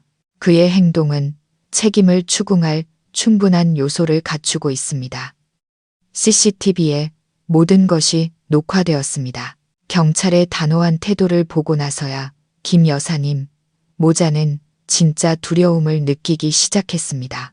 준호 씨는 서둘러 어머니를 끌어당겨 귓속말로 무언가 속삭였습니다. 잠시 후 김 여사님은 저를 향해 돌아섰습니다. 목소리는 완전히 수그러들었지만 여전히 억울함이 묻어 있었습니다. 알았어요. 알았다고. 그 1억 3천만 원 우리가 갚겠소. 우리가 재수 없었다고 치지. 뭐 이건 재수 없는 일이 아니라 책임의 문제입니다. 아주머니. 저는 차갑게 응수했습니다. 결국 경찰의 입회하에 양측은 잠정적인 합의에 이르렀습니다. 준호 씨, 가족은 일주일 안에 저에게 1억 3천만 원 전액을 변제하겠다는 각서를 작성해야 했습니다. 동시에 민호가 깨뜨린 화병값도 배상해야 했습니다. 소란 및 폭행 행위에 대해서는 경찰이 임시로 사건 기록을 남기기로 했습니다. 만약 그들이 다시 문제를 일으키면 법에 따라 엄중히 처리될 것이었습니다. 파출소를 나오며 저는 안도감과 함께 극심한 피로감을 느꼈습니다. 저는 작은 승리를 거두었지만 싸움이 아직 끝나지 않았다는 것을 알고 있었습니다. 거의 2억 원에 달하는 빚은 여전히 남아 있었고 지혜가 조사해낸 다른 대출금도 있었습니다. 김 여사님 모자의 성격상 그들이 순순히 돈을 갚을 것이라고 믿지 않았습니다. 저는 다음 단계를 위해 법률에 정통한 사람의 조언과 도움이 필요했습니다. 저는 대학 시절 친구였던 민준이가 떠올랐습니다. 민준이는 이제 민사소송 전문으로 유명한 변호사가 되어 있었습니다. 저는 그를 찾아가기로 했습니다. 민준이의 법률사무소는 강남의 번화한 거리에 있었습니다. 오랜만에 만난 친구를 보고 민준이는 매우 기뻐했습니다. 제가 처음부터 끝까지 모든 이야기를 들려주자 민준이의 표정은 매우 심각해졌습니다. 수진아, 너 정말 잘 대처했어. 증거를 수집하고 제때 경찰에 신고해서 개입시킨 건 정말 현명한 판단이었어. 민준이는 감탄하는 목소리로 말했습니다. 하지만 네가 말한 걸 들어보니 이 사건은 네가 생각하는 것보다 더 복잡할 수도 있겠어. 더 복잡하다니 무슨 말이야? 저는 걱정스럽게 물었습니다. 민준이가 분석했습니다. 첫째, 빈 문제. 파출소에서 각서를 썼다고 해도 그건 초기 민사합의일 뿐이야. 만약 그들이 돈을 갚지 않으면 넌 결국 법원에 소송을 제기해야 해. 그 과정은 상당한 시간과 노력이 들 거야. 둘째, 그리고 이게 더 걱정스러운 부분인데 그 김 여사라는 분의 행동이 단순히 신용카드 남용에 그치지 않는 것 같아 내 명예를 훼손하는 소문을 퍼뜨리고 심지어 내 명의를 도용해서 다른 짓을 했을 가능성도 있어. 이건 명예훼손이나 개인정보 침해죄가 될 수 있어. 이 부분에 대해서는 우리가 더 자세히 조사해 봐야 해. 민준이의 말을 듣자 저는 오싹해졌습니다. 저는 그녀의 협박과 그 모자의 막무가내식 행동을 떠올렸습니다. 불길한 예감이 들었습니다. 그럼 나 이제 어떻게 해야 해? 저는 혼란스러운 마음으로 민준이에게 물었습니다. 민준이는 제 어깨를 가볍게 두드리며 안심시켰습니다. 걱정 마. 내가 있잖아. 일단은 그들이 약속한 1억 3천만 원을 먼저 갚도록 지켜보자. 그동안 우리는 조용히 추가 정보를 수집할 거야. 너 혹시 모르니 신용정보원에 내 신용 기록을 한번 조회해봐. 뭔가 이상한 점이 있는지. 때로는 궁지에 몰린 사람들이 우리가 상상도 못할 짓을 저지르기도 하거든. 민준이의 조언은 경고와도 같았습니다. 저는 고개를 끄덕였습니다. 마음속에는 막연한 불안감이 피어올랐습니다. 민준이의 말대로 저는 다음 날 바로 신용정보원을 찾아가 제 신용기록 조회를 요청했습니다. 절차는 꽤 간단했고 단 하루 만에 상세한 보고서를 받을 수 있었습니다. 보고서 파일을 열어본 순간 저는 거의 정신을 잃을 뻔했습니다. 심장이 미친 듯이 뛰었습니다.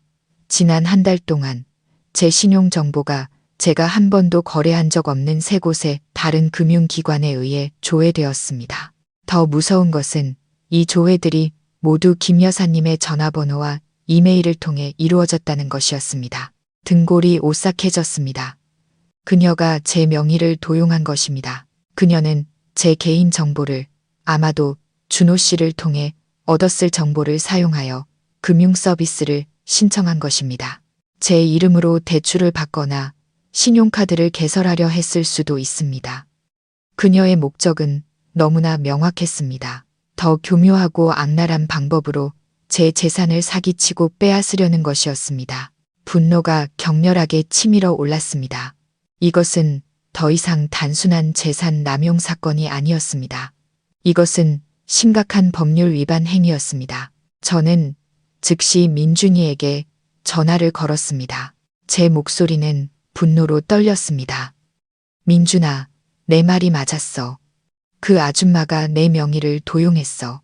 내 정보로 다른 세 곳에서 신용 조회를 했어.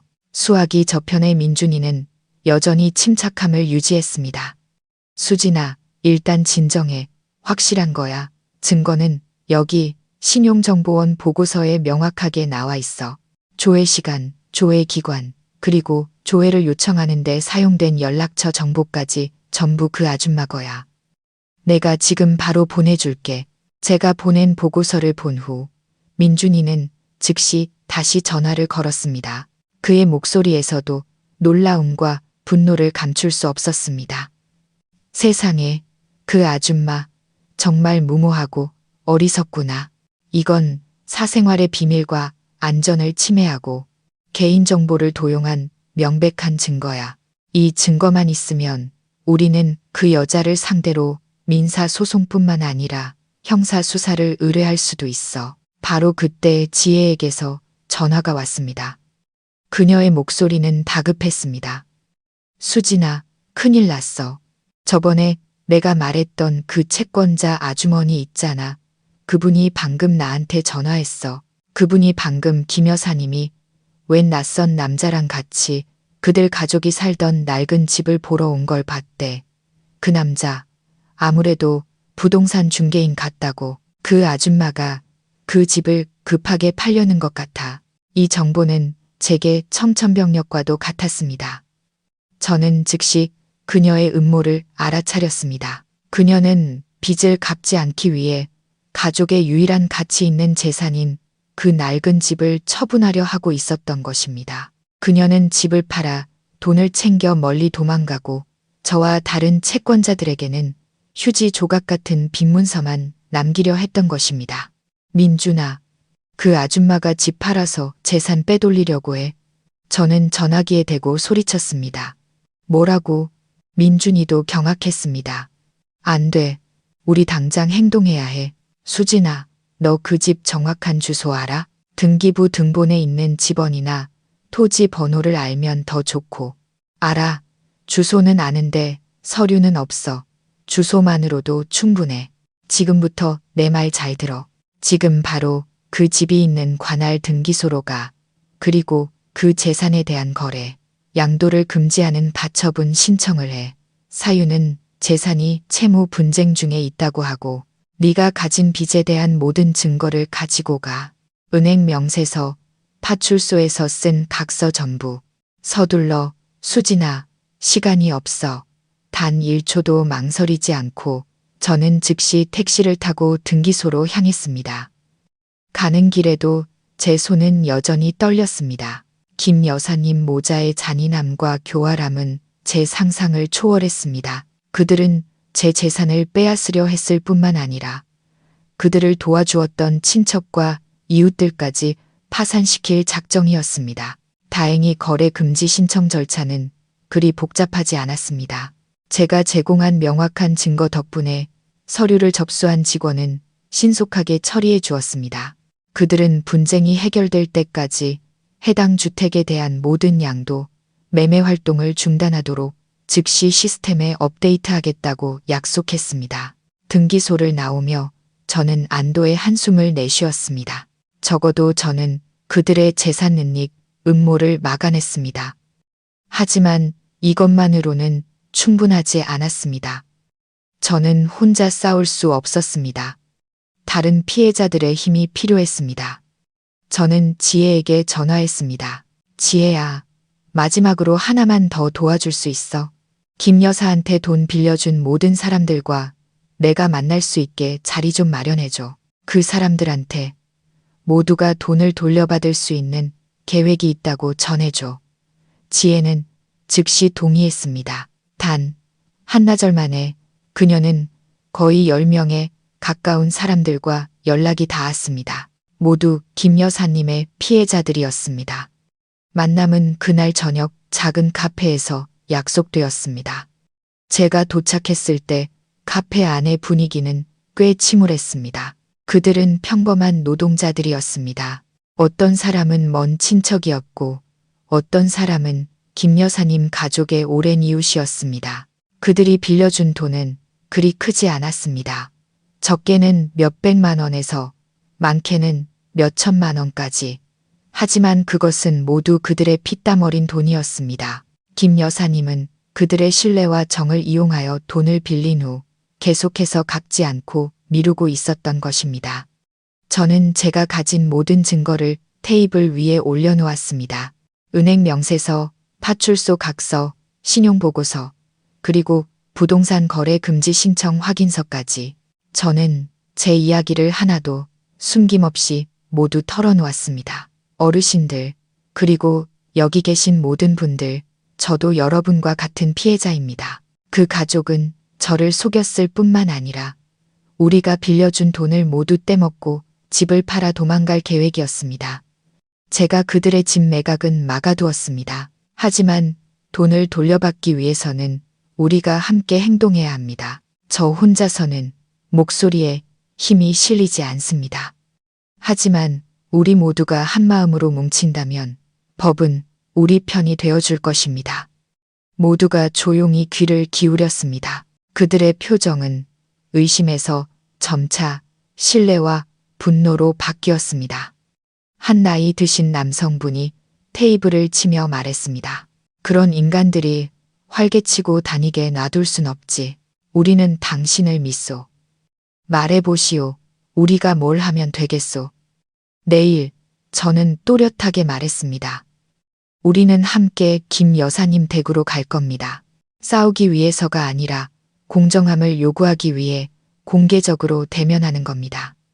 우리는 평화롭고 이성적으로, 합리적으로 행동할 겁니다.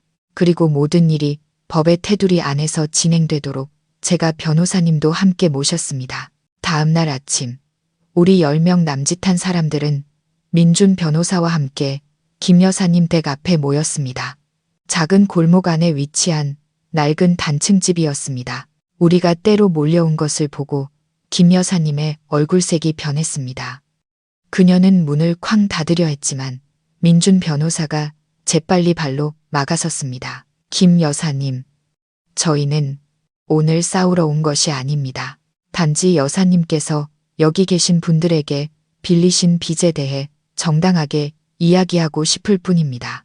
민준 변호사의 목소리는 단호했지만 매우 정중했습니다. 김 여사님은 예전 버릇을 드러내며 우리가 자신을 모함하고 집에 쳐들어와 소란을 피운다고 소리치기 시작했습니다. 하지만 이번에 그녀는 저뿐만 아니라 극도로 분노한 채권자 집단 전체와 마주해야 했습니다. 각자 증거를 내밀었습니다.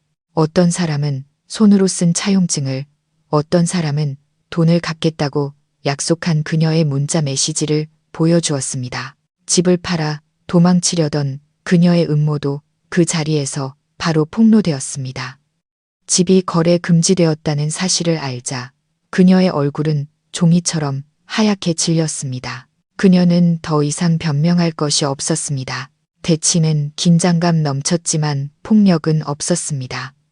민준 변호사의 감독 아래 김 여사님은 마침내 모든 빚을 인정해야 했습니다. 하지만 그녀는 이제 갚을 돈이 없다며 울부짖었습니다. 바로 그때 그녀는 저를 보았고 그녀의 증오에 찬 눈빛이 제게 쏠렸습니다. 그녀는 이를 갈며 말했습니다. 다 너 때문이야. 네가 모든 걸 망쳐놨어. 내가 널 가만두지 않을 거야. 저는 김 여사님 같은 사람에게 그 협박이 빈말이 아니라는 것을 알고 있었습니다. 그리고 예상대로 다음 날 그녀는 자신의 협박을 실행에 옮겼습니다. 그때 저는 마지막 인수인계 절차를 마무리하기 위해 회사에 있었습니다. 비록 사직서를 냈지만 저는 모든 것이 순조롭게 이전되도록 확실히 하고 싶었습니다. 책상에 앉아 있는데 갑자기 안내 데스크 쪽에서 시끄러운 고함 소리가 들려왔습니다. 그리고 저는 남루한 옷차림에 머리가 헝클어진 김 여사님이 보안 요원들의 재질을 뿌리치고 제 사무실로 곧장 돌진하는 것을 보았습니다. 그녀는 걸어오면서 소리쳤습니다. 이수진 어디 있어? 그 사기꾼 여우년 어디 있냐고. 당장 나와. 사무실 전체가 숨을 죽였습니다. 모든 시선이 제게 쏠렸습니다. 저는 제가 예상했던 연극이 마침내 시작되었음을 알았습니다. 당황하거나 피하는 대신 저는 침착하게 일어섰습니다. 저는 이미 준비가 되어 있었습니다. 저는 보안 요원에게 그녀를 들여보내도 괜찮다는 신호를 보냈습니다. 동시에 저는 몰래 휴대폰의 녹음 기능을 켰습니다. 김 여사님은 제 책상 앞으로 달려와 제 얼굴에 손가락질하며 욕을 퍼부었습니다. 잘났어, 정말. 네가 감히 외부인들이랑 짜고 우리 집에 와서 난동을 부려? 너는 재수 없는 년이야. 우리 집에 발을 들인 순간부터 온갖 재앙만 가져왔어. 저는 아무 말도 하지 않고 그저 침묵으로 그녀를 바라보았습니다. 제 침묵이 그녀를 더욱 화나게 만든 것 같았습니다. 그녀는 주변에서 구경하고 있던 제 동료들에게 울고불고 하소연하기 시작했습니다. 예비 며느리인 저에게 돈을 사기당하고 결혼식 직전에 파혼당해 가정이 파탄났다는 비극적인 이야기를 꾸며냈습니다. 여러분, 보세요. 이게 여러분이 존경하던 이 팀장의 진짜 얼굴입니다. 이 여자가 제 아들 돈 수억 원을 쓰고 이제 와서 모른 척하며 우리 가족에게 빚쟁이라는 누명을 씌우고 있어요. 그 거짓말을 듣자 몇몇 동료들이 의심의 눈초리로 저를 보기 시작했습니다. 저는 이제 제가 입을 열 차례라는 것을 알았습니다. 저는 목소리를 가다듬고 방 안의 모든 사람이 들을 수 있도록 또렷하게 말했습니다. 아주머니, 저희 가족이 아주머니께 돈을 빚졌다고 하셨는데 무슨 증거라도 있으신가요? 반대로 아주머니 가족이 저와 다른 많은 분들께 빚을 진 것에 대해서는 제가 여기에 충분한 증거를 가지고 있습니다. 말을 마치고 저는 노트북을 켜서 근처 회의실의 프로젝터에 연결했습니다. 큰 화면에 저는 김 여사님의 지출 내역이 담긴 신용카드 명세서 전체를 띄웠습니다. 그녀의 가족이 서명하고 파출소 직인이 찍힌 채무 변제 각서, 그리고 부동산 거래 금지 신청서까지. 사무실의 모든 사람들이 경악하며 웅성거렸습니다. 김 여사님의 얼굴은 붉게 달아올랐다가 새하얗게 질렸습니다. 저는 단호한 목소리로 말을 이었습니다. 아주머니 가족의 빚은 저뿐만 아니라 다른 분들까지 합쳐 거의 5억 원에 달합니다. 아주머니는 빚을 갚을 생각은커녕 집을 팔아 재산을 빼돌리려는 음모까지 꾸미셨습니다. 저는 아주머니의 명의 도용, 개인정보, 침해 행위에 대한 증거도 모두 가지고 있습니다. 만약 여기서 계속해서 저를 모함하고 소란을 피우신다면 저는 주저하지 않고 이 모든 혐의로 아주머니를 법원에 고소할 것입니다. 김 여사님은 할 말을 잃었습니다. 그녀는 떨면서 저를 손가락으로 가리키며 더듬거렸습니다. 너. 바로 그때 박 부장님이 자신의 사무실에서 나왔습니다. 그는 모든 상황을 지켜보고 있었습니다. 그는 다가와 매우 엄숙한 목소리로 말했습니다. 아주머니, 여기는 문명화된 업무 공간이지 개인적인 갈등을 해결하는 장소가 아닙니다. 회사의 업무에 지장을 주는 모든 소란 행위는 용납될 수 없습니다. 즉시 여기서 나가주시길 바랍니다. 보안팀, 이분 밖으로 모시세요. 2명의 보안 요원이 즉시 다가와 멍하니 서 있는 김 여사님을 사무실 밖으로 끌고 나갔습니다. 끌려나가기 전 그녀는 증오에 가득 찬 눈으로 저를 돌아보았습니다. 연극이 끝나자 박 부장님은 모든 직원들을 향해 말했습니다. 모두 자기 자리로 돌아가서 일하세요. 저는 이 팀장의 인격을 믿습니다. 그녀의 개인적인 일에 대해 우리가 왈가왈부할 필요는 없습니다. 그러고 나서 그는 저를 향해 돌아섰습니다. 그의 눈빛에는 이해심이 가득했습니다.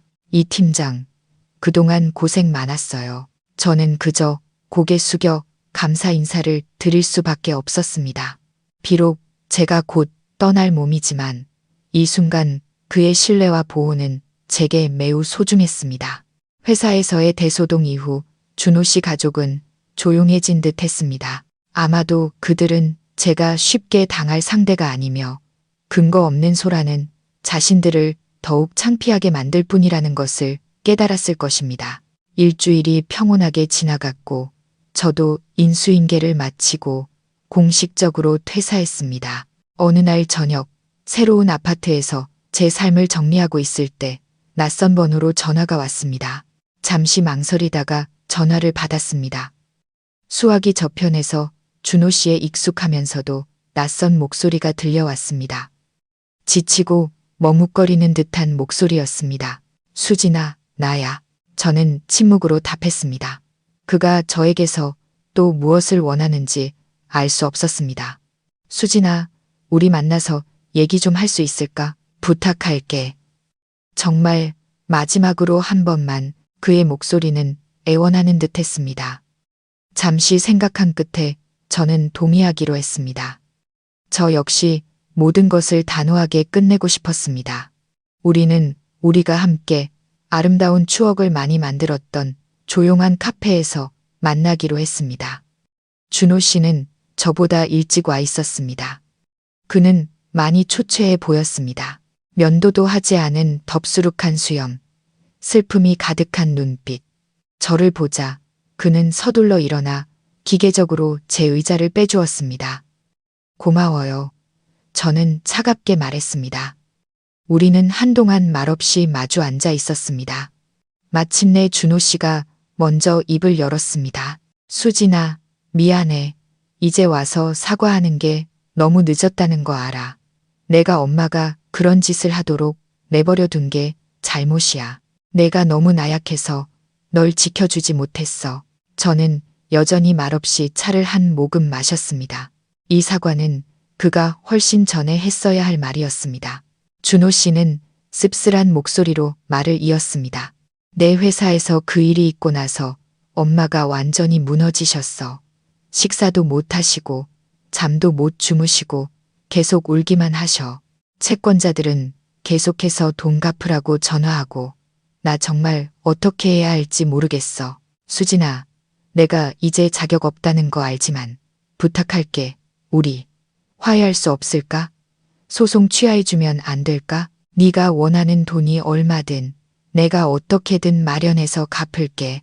제발 이 일을 법정까지 끌고 가지 말아줘. 그의 애원을 들으며 저는 통쾌함보다는 그저 서글픈 마음이 들었습니다. 이 지경에 이르러서도 문제의 본질을 깨닫기보다는 어머니의 잘못을 감싸는 것만 생각하는 남자. 저는 찻잔을 내려놓고 준호 씨의 눈을 똑바로 쳐다보았습니다. 화해요. 할 수 있어요. 법정까지 가지 않을 수도 있고요. 하지만 조건이 3가지 있어요. 준호 씨의 눈에 희망의 빛이 스쳤습니다. 무슨 조건인데? 말만 해. 내가 할 수 있는 거라면 뭐든지 할게. 첫째, 저는 손가락 하나를 들었습니다. 당신 가족은 파출소에서 약속한 1억 3천만 원과 당신 어머니가 자잘하게 쓴 현금 7천만 원을 즉시 갚아야 해요. 총 2억 원, 내일 당장 1원도 빠짐없이. 준호 씨는 힘겹게 침을 삼켰습니다. 2억 원. 그건 저는 그가 말을 끝내게 두지 않았습니다. 둘째, 다른 분들의 빚, 약 3억 원에 대해서는 당신 가족이 그 낡은 집을 은행에 담보로 잡고 대출을 받아 갚아야 해요. 모든 절차는 제 변호사와 채권자 대표의 감독하에 공개적으로 진행되어야 합니다. 집을 담보로. 준호 씨는 망연자실했습니다. 하지만 그건 우리 가족이 사는 유일한 곳인데 그건 제 문제가 아니에요. 빚은 갚아야죠. 그게 순리니까요. 그리고 마지막 조건, 저는 그의 눈을 깊이 들여다보며 차갑게 말했습니다. 당신 어머니는 제 명예 도용, 개인정보 침해 행위에 대해 경찰 조사에 협조해야 합니다. 동시에 자신의 모든 잘못을 인정하는 공개 사과문을 작성해야 하고요. 제 3가지 조건은 하나하나가 준호 씨의 인내심을 시험하는 망치질과도 같았습니다. 그는 얼굴이 하얗게 질린 채 멍하니 앉아 있었습니다. 그는 이것이 그의 어머니가 절대로 받아들이지 않을 조건이라는 것을 알고 있었습니다. 준호 씨는 한동안 멍한 표정으로 조용히 앉아 있었습니다. 그는 저를 보다가 다시 책상으로 고개를 숙였습니다. 저는 그의 눈에서 갈등과 무력감을 볼 수 있었습니다. 한쪽에는 그가 사랑했던 여자와 갚아야 할 명예의 빚이 있었고 다른 한쪽에는 그가 감히 거역하지 못하는 어머니가 있었습니다. 마침내 그가 고개를 들었습니다. 그의 목소리는 힘이 없었습니다. 수진아, 첫 번째와 두 번째 조건은 내가 어떻게든 엄마를 설득해 볼게. 하지만 3번째 조건, 엄마를 경찰서에 가게 하고 공개 사과문까지 쓰게 하는 건 엄마가 감당하지 못하실 거야. 그 조건은 빼주면 안 될까? 저는 단호하게 고개를 저었습니다. 안 돼요, 준호 씨. 잃어버린 돈은 다시 벌 수 있지만 제 명예와 안전은 심각하게 침해당했어요. 당신 어머니는 자신의 행동에 대해 법적인 책임을 져야 해요. 이건 타협할 수 있는 문제가 아니에요. 제 단호함은 준호 씨의 마지막 희망의 불씨마저 꺼뜨렸습니다. 그는 이 화해가 실패했다는 것을 깨달았습니다. 그는 정신 나간 사람처럼 비틀거리며 일어섰습니다. 알았어. 그는 씁쓸하게 말했습니다. 그럼 다른 방법은 없는 거네? 그 길은 당신들이 스스로 선택한 거예요. 저는 더 이상 그를 쳐다보지 않고 대답했습니다. 준호 씨는 말없이 떠났습니다. 바닥에 길게 드리워진 그의 뒷모습이 참으로 처량해 보였습니다. 저는 홀로 남았습니다. 마음속에는 승리자의 기쁨 같은 것은 조금도 없었습니다. 그저 지독한 피로감만 느껴질 뿐이었습니다. 저는 일이 이 지경까지 오기를 원치 않았지만 그들이 제게 다른 선택지를 주지 않았습니다. 제 예상대로 다음 날 저는 어떤 돈도 받지 못했습니다. 대신 김 여사님에게서 전화가 왔습니다. 그녀의 목소리는 더 이상 날카로운 욕설이 아니라 차가운 증오로 가득 차 있었습니다. 고소하고 싶으면 마음대로 해. 난 돈도 없고 너한테 사과할 생각도 없으니까 내 맘대로 해봐. 이 집에서 네가 뭘 얻어낼 수 있는지 한번 보자고. 말을 마치고 그녀는 전화를 끊었습니다. 그녀의 도전적인 태도는 모든 화해의 노력을 끝장냈습니다. 저는 즉시 민준 변호사에게 전화했습니다. 민준아, 그들이 조건을 받아들이지 않았어. 소송 진행하자. 서류 준비 좀 해줘. 그럴 줄 알았어. 수화기 저편의 민준이 목소리는 매우 침착했습니다. 내가 이미 다 준비해 놨어. 김 여사 가족과 준호 씨를 상대로 한 거에 5억 원에 달하는 채무 반환 소송 서류랑 김 여사의 개인정보 침해 범죄에 대한 고소장까지 내일 법원과 경찰서에 제출할 거야. 법적 싸움이 공식적으로 시작되었습니다. 저는 이것이 길고 힘든 과정이 될 것이라는 걸 알았지만 준비가 되어 있었습니다. 저는 정의를 되찾기 위해 끝까지 갈 것입니다. 우리가 소송을 제기한 지 며칠 후 첫 번째 법적 조치가 취해졌습니다. 어느 날 아침 김 여사님, 준호 씨, 그리고 민호가 낡은 집에서 풀이 죽어 앉아 있을 때 문 두드리는 소리가 났습니다. 준호 씨가 지친 몸을 이끌고 문을 열자 그의 앞에는 민준 변호사와 함께 제복을 입은 2명의 경찰관이 서 있었습니다. 경찰을 보자 세 사람의 얼굴색이 모두 변했습니다. 김 여사님은 더듬거렸습니다. 경찰관님들, 여긴 무슨 일로? 한 경찰관이 서류 한 장을 내밀며 엄숙하게 말했습니다. 저희는 수사 경찰입니다. 이것은 김 씨 부인에 대한 출석 요구서입니다. 부인께서 타인의 명의를 도용하고 개인 정보를 침해 및 도용했다는 고소장이 접수되었습니다. 저희와 함께 서에 가서 조사를 받으셔야겠습니다. 그 말을 듣자 김 여사님은 다리가 풀려 제대로 서 있지도 못하고 의자를 붙잡아야 했습니다. 그녀는 제가 정말로 행동에 옮길 줄은, 그리고 법이 이렇게 빨리 개입할 줄은 상상도 못했을 것입니다. 김 여사님이 경찰에 연행되는 동안 민준 변호사는 준호 씨에게 다른 서류 뭉치를 건넸습니다. 이것은 관할 법원의 사건 접수 통지서입니다. 법원은 수진 씨가 제기한 약 5억 원의 채무 반환 소송을 공식적으로 접수했습니다. 당신과 가족들은 재판에 출두할 준비를 하십시오. 어머니의 출석 요구서와 법원의 통지서를 본 준호 씨는 완전히 무너졌습니다. 그는 바닥에 주저앉아 머리를 감쌌습니다. 옆에 서 있던 민호도 피 한 방울 없는 얼굴로 겁에 질려 있었습니다. 이전에 보였던 그의 모든 공격성과 난폭함은 흔적도 없이 사라졌습니다. 그들의 오만과 도전적인 태도는 법의 힘 앞에서 완전히 꺾였습니다. 그들은 그저 버티고 뭉개면 죄를 피할 수 있을 것이라고 생각했습니다. 하지만 그들은 틀렸습니다. 그 후 며칠 동안 그 가족은 경찰서와 법원을 오가며 정신없이 뛰어다녀야 했습니다. 수사기관에서 제가 제공한 빼도 박도 못할 증거들 앞에서 김 여사님은 결국 자신의 모든 명예 도용 행위를 인정해야 했습니다. 그녀의 사건은 범죄 혐의가 있는 것으로 판단되어 경찰은 수사를 위해 사건을 입건하기로 결정했습니다. 동시에 민사 채무 반환 소송도 법원의 절차에 따라 조정이 진행되었습니다. 하지만 그 가족의 완고한 태도로 인해 조정은 모두 실패했습니다. 사건은 공개 재판으로 넘겨지기로 결정되었습니다. 재판 당일 저는 민준 변호사와 함께 법정에 출석했습니다. 반대편에는 준호 씨와 민호만 참석했습니다. 김 여사님은 형사 수사 중이었기 때문에 참석하지 못했습니다. 재판은 큰 극적인 장면 없이 진행되었습니다. 모든 증거가 너무나 명백했기 때문입니다. 민준 변호사는 은행 명세서, 각서, 녹음 파일부터 다른 채권자들의 증언까지 모든 증거를 논리적이고 단호하게 제시했습니다. 피고석에 앉은 준호 씨와 민호는 어떤 합리적인 변론도 내놓지 못했습니다. 그들의 모든 거짓말은 확실한 증거들 앞에서 우스꽝스러워졌습니다. 심리 끝에 재판부는 최종 판결을 내렸습니다.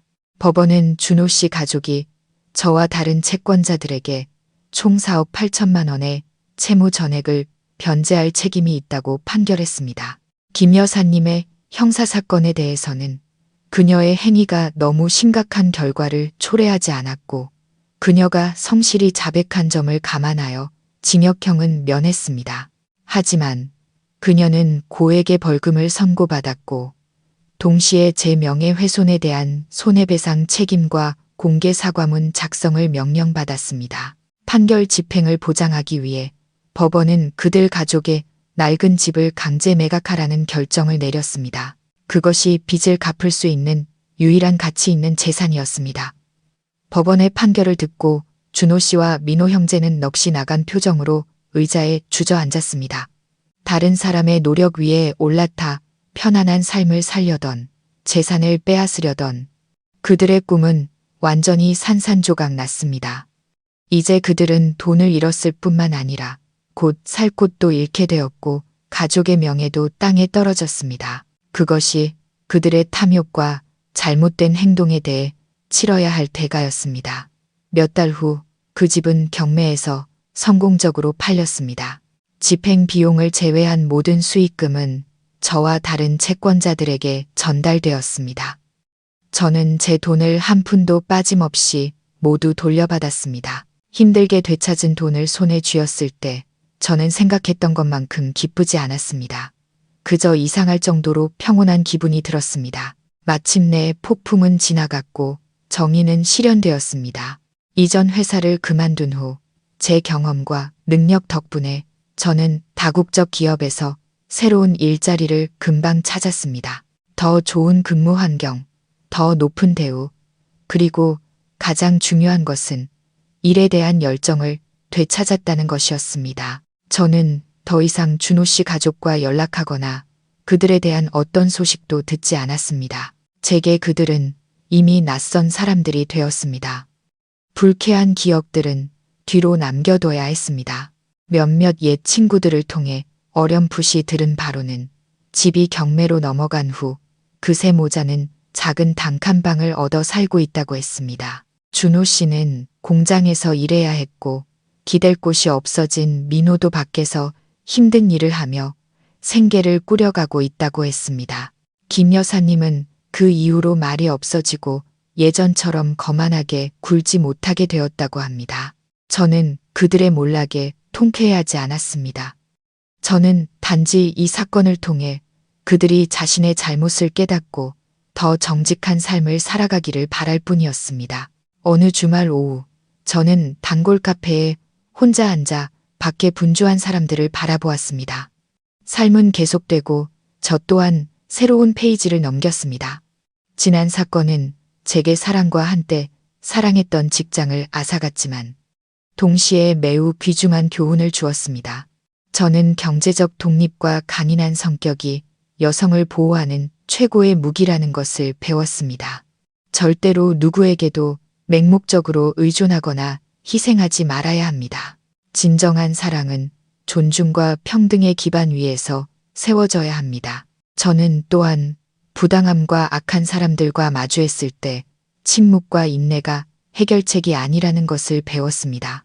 우리는 용감하게 일어서서 지식과 법을 이용해 우리의 정당한 권리를 지켜야 합니다. 잘못된 곳에 베푼 친절은 나약함이 되어 다른 사람이 나를 상처 입힐 기회를 줄 뿐입니다. 제 이야기는 해피엔딩으로 끝났습니다. 다른 왕자님을 만났기 때문이 아니라 제 스스로가 제 인생의 여왕이 되었기 때문입니다. 저는 제 영혼의 평온함과 삶의 자유를 찾았습니다. 그리고 저는 앞으로 밝고 행복한 미래가 저를 기다리고 있다는 것을 알고 있습니다.